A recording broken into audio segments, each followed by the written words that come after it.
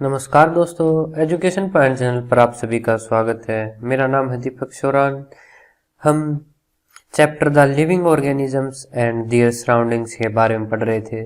हमने पिछले लेक्चर में कैरेक्टरिस्टिक्स ऑफ लिविंग थिंग्स के बारे में पढ़ा था कि जिस तरह लिविंग थिंग्स को क्या फूड की ज़रूरत होती है, क्योंकि फूड से क्या मिलती है, फूड से एनर्जी मिलती है और एनर्जी मिलेगी तभी हमारी बॉडी की ग्रोथ होगी और हम तभी जिंदा रह सकेंगे। क्योंकि अगर हमारी जो बॉडी होगी उसके जो या फिर जो भी लिविंग थिंग्स है उनको खाना ही नहीं मिलेगा तो फिर क्या होगा कि वो कोई भी एक्शन परफॉर्म नहीं कर पाएंगी और वो जिंदा नहीं रह सकेंगी। तो इसलिए जो फूड है वो लिविंग थिंग्स के लिए बहुत ही ज़रूरी है।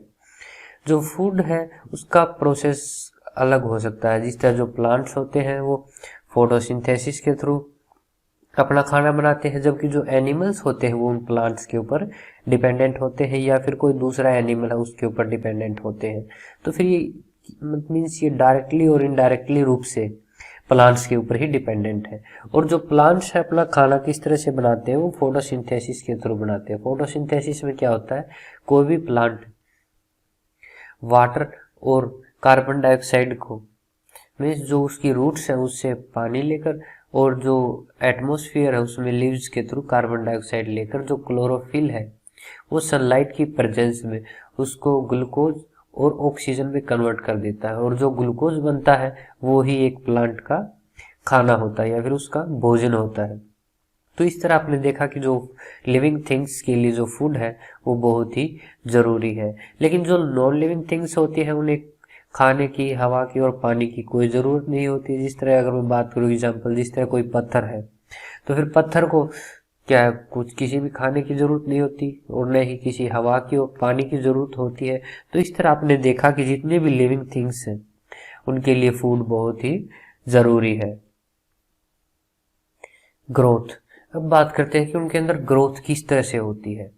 जैसे आपने देखा कि जो लिविंग थिंग्स हैं वो क्या करती हैं, फूड इनटेक करती हैं, यानी कि जो खाना खाती हैं। तो जब खाना खाती हैं तो उसके अंदर से क्या निकलती है, एनर्जी निकलती है। और उस एनर्जी से क्या होता है, जो भी प्लांट है या फिर एनिमल है उसके अंदर आपको ग्रोथ देखने को मिलती है। ग्रोथ का मतलब होता है कि उसके साइज का इंक्रीज हो जाना। मीन्स कोई छोटी चीज़ है, जिस तरह अगर हम बात करें कोई छोटा एनिमल है या फिर कोई छोटा प्लांट है तो फिर क्या होगा, जैसे ये प्लांट क्या होगा, ये थोड़े दिनों के बाद इसके अंदर क्या होगा कि जैसे ही अपना खाना खाता रहेगा और इसके अंदर क्या होगा कि ग्रोथ देखने को मिलेगी। तो फिर इसके अंदर आपने क्या देखा कि इसका ये साइज इंक्रीज हो गया। तो यहाँ से जो इसका इतना साइज हो गया तो इसके दौरान ये जो इसका साइज इंक्रीज हुआ इसी क्या कहते हैं, हम इसे हम ग्रोथ कहते हैं।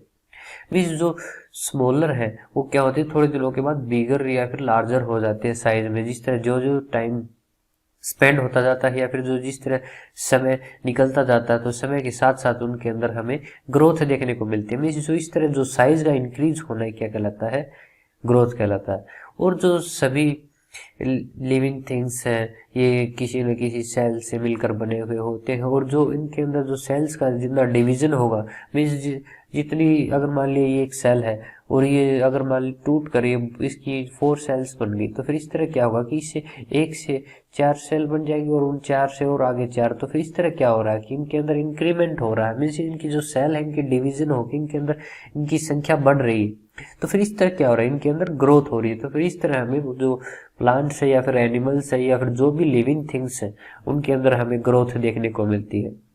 लेकिन जो नॉन लिविंग थिंग्स होती है उनके अंदर हमें ग्रोथ देखने को नहीं मिलती है। अगर वैसे तो आप बात करें तो कि जिस तरह आप कह सकते हैं कि क्लाउड्स के अंदर हमें ग्रोथ देखने को मिलती है, लेकिन जो क्लाउड्स है उनके अंदर ग्रोथ है वो नेचुरली नहीं होती या फिर जो भी, क्योंकि उनके अंदर जैसे हवा की वजह से क्या होते हैं कि वो उनके अंदर मूवमेंट होती है और जो उनका साइज है वो थोड़ा सा इंक्रीज हो सकता है, लेकिन उनके अंदर ग्रोथ नहीं होती, वो नेचुरली ग्रोथ नहीं होती। वो कोई और एक्सटर्नल फैक्टर्स होते हैं जिनकी वजह से हमें ये ग्रोथ देखने को मिलती है। लेकिन जो लिविंग थिंग्स होती है उनके अंदर इंटरनली ग्रोथ होती है।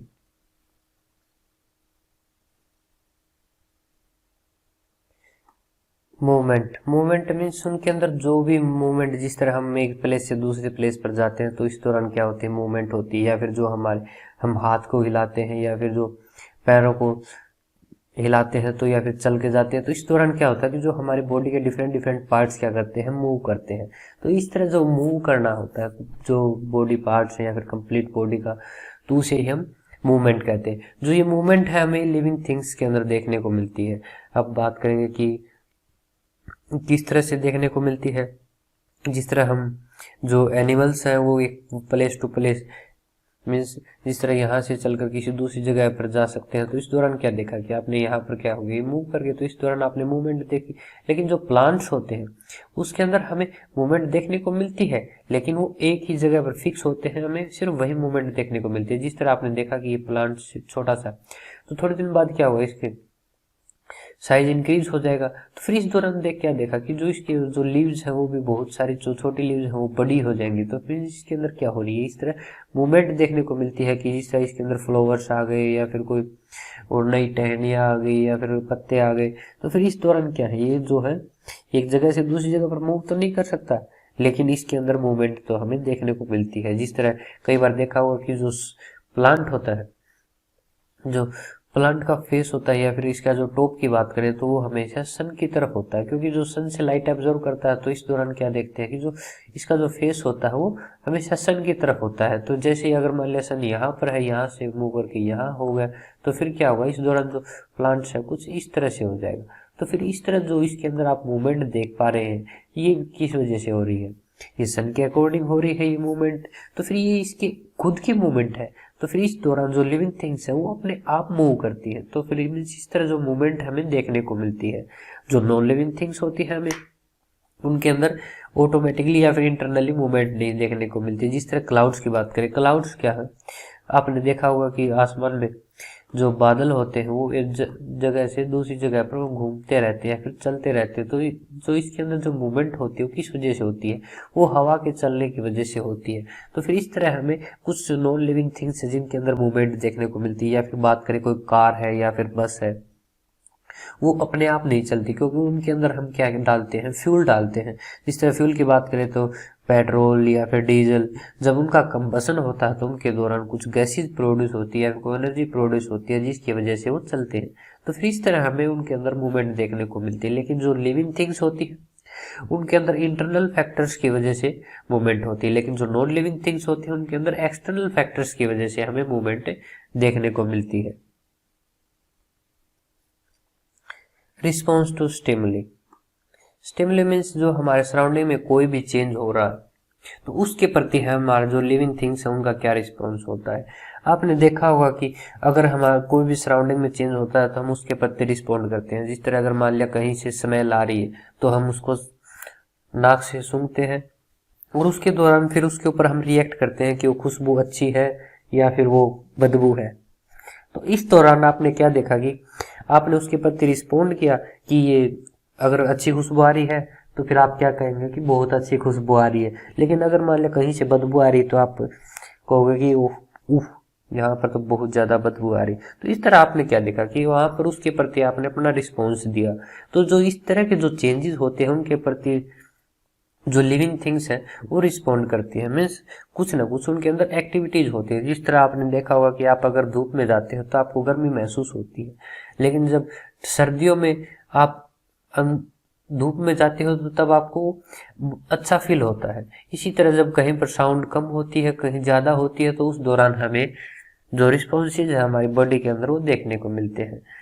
तो ये हो गया हमारे जो प्लांट्स के अंदर भी देखने को मिलते हैं। जिस तरह आपने सनफ्लावर को देखा होगा कि वो जैसे ही क्या होता है, उस प्लांट्स होते हैं वो दिन के समय में अच्छी तरह खिलते हैं, लेकिन जैसे ही अंधेरा होता है तो मुरझा जाते हैं। इसी तरह कुछ प्लांट ऐसे होते हैं जब शाम को अंधेरा होता है तो अंधेरा होने के बाद खिल जाते हैं, लेकिन जो दिन में है बिल्कुल मुरझा जाते हैं। तो फिर इस तरह जो क्या कर रहे हैं वो रिस्पॉन्ड कर रहे हैं किसको, स्टिमुली। स्टिमुली मींस जो सराउंडिंग में चेंज हो रहे हैं, तो उन चेंजेस के दौरान जो इनके अंदर जो रिस्पॉन्स देखने को मिलता है वो हमें सिर्फ लिविंग थिंग्स में देखने को मिलता है, न कि नॉन लिविंग थिंग्स में। जैसे आपने देखा होगा कि कोई भी पत्थर है या फिर कोई चेयर है, कार है, बस है, वो किसी चीज को कोई रिस्पॉन्स नहीं करती। तो इस तरह हमें लिविंग थिंग्स के अंदर स्टिमुली के प्रति रिस्पॉन्स भी देखने को मिलता है। रिस्पायरेशन। रिस्पायरेशन क्या होता है, जितने भी लिविंग थिंग्स होते हैं वो खाना खाती हैं। तो फिर जो खाना खाते हैं उनसे क्या होता है कि एनर्जी निकलती है। तो जो एनर्जी का जो प्रोसेस है, जो खाने से जो एनर्जी निकलती है उसे हम रिस्पायरेशन कहते हैं। रिस्पायरेशन एक तरह का केमिकल प्रोसेस होता है जिसके दौरान जो खाना होता है उसे ऑक्सीजन की प्रेजेंस में वो खाना क्या होता है, एनर्जी मॉलिक्यूल्स के अंदर टूट जाता है। तो फिर जो एनर्जी होती है वो फिर हमारी जो बॉडी के अंदर जो डिफरेंट डिफरेंट सेल्स होती है वो उनको कंज्यूम करके उससे वर्क करती हैं। तो जब एनर्जी मिलेगी तभी उनका क्या होगा, काम चलेगा। तो फिर ये किस तरह से करती है, ये जब जैसे ही हमने खाना खाया, तो फिर खाना खाया तो हम क्या करते हैं, ब्रीदिंग करते हैं, मीन्स जो सांस लेते हैं। सांस लेने के दौरान क्या होता है, हमारी नाक से ऑक्सीजन हमारे अंदर जाती है, जो लंग्स के अंदर ऑक्सीजन जाती है, तो फिर वहां से क्या होता है, वो डिफरेंट डिफरेंट पार्ट्स के अंदर पहुंचाई जाती है। तो फिर इस तरह क्या होता है, जो खाना होता है और ऑक्सीजन आपस में कंबाइन होकर एक एनर्जी रिलीज करते हैं, जो एनर्जी हमारी सेल्स के द्वारा यूटिलाइज की जाती है, जो डिफरेंट डिफरेंट एक्शंस परफॉर्म करती है, फिर जो डिफरेंट डिफरेंट टास्क परफॉर्म करती है। तो इस दौरान क्या होता है, जो पूरा प्रोसेस होता है उसे ही हम रिस्पायरेशन कहते हैं। जो ब्रीदिंग की बात करें तो जो डिफरेंट डिफरेंट एनिमल्स होते हैं वो डिफरेंट डिफरेंट ऑर्गन्स के थ्रू ब्रीदिंग करते हैं, या फिर जो सांस लेते हैं। जिस तरह बात करें तो हम एनिमल्स की, कुछ एनिमल्स या फिर हम जो ह्यूमंस होते हैं वो नाक से सांस लेते हैं, लेकिन जो अर्थ फॉर्म होता है वो जो उसकी स्किन होती है उसके ऊपर छोटे छोटे होल्स होते हैं जिनके थ्रू वो सांस लेता है। और जो फिशेज होती हैं यानी कि जो मछलियां होती हैं वो उनके अंदर गिल्स होते हैं, उनके थ्रू सांस लेती हैं। और जो प्लांट्स होते हैं, प्लांट्स के अंदर जो लीव्स होते हैं, तो उन लीव्स के नीचे की तरफ उनके जो डाउनवर्ड साइड में छोटे छोटे होल्स होते हैं, बिल्कुल छोटे छोटे, जो हमें नेक्ड आई से दिखाई नहीं देते, माइक्रोस्कोप से हम इन्हें आसानी से देख सकते हैं। जो होल्स होते हैं इन्हें कहते हैं हम स्टोमेटा।